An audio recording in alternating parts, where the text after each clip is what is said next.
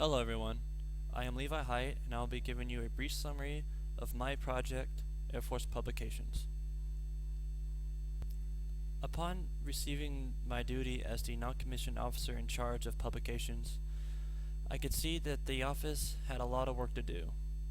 This was due to the fact that there was a limited amount of resources, the two biggest being money and paper.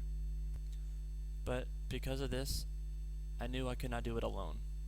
This will require a lot of time, research, and cooperation with other offices. And so, I will give you a brief overview of publications, the research I did for the study, and the test I conducted to show if my idea would have a significant effect. The publications office was in charge of ordering and distributing training documents to all new students who arrived at Tinker Air Force Base. This could vary from Air Force instructions, aircrew aids, checklists, or any other documents that the student might need for their job position on the AWACS.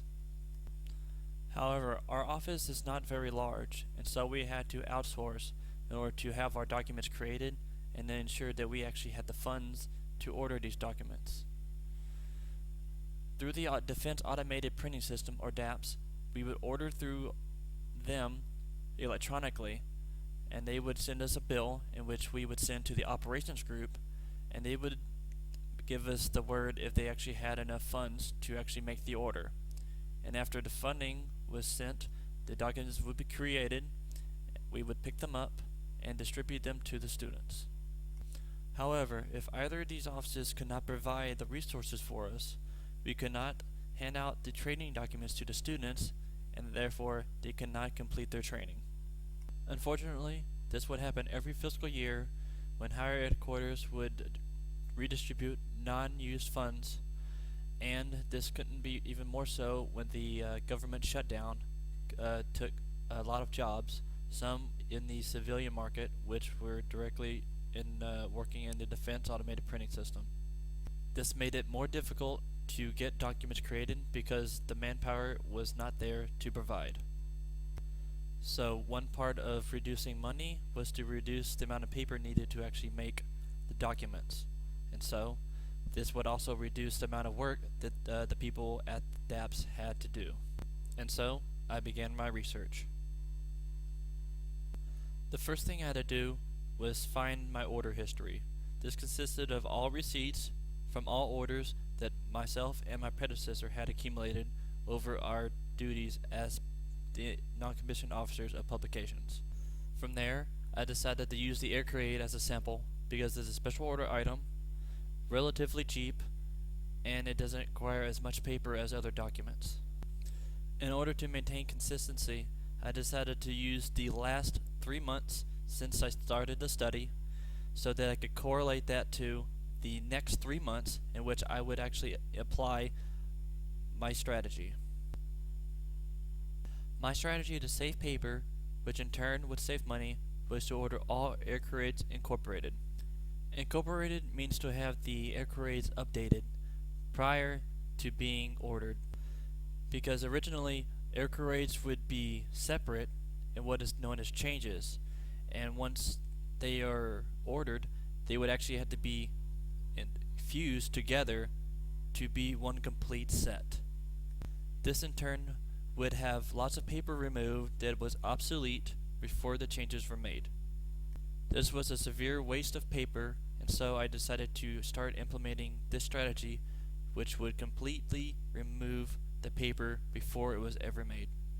However, when documents are ordered, it's with electronic files, and without that capability, it made it much more difficult to actually have the orders made.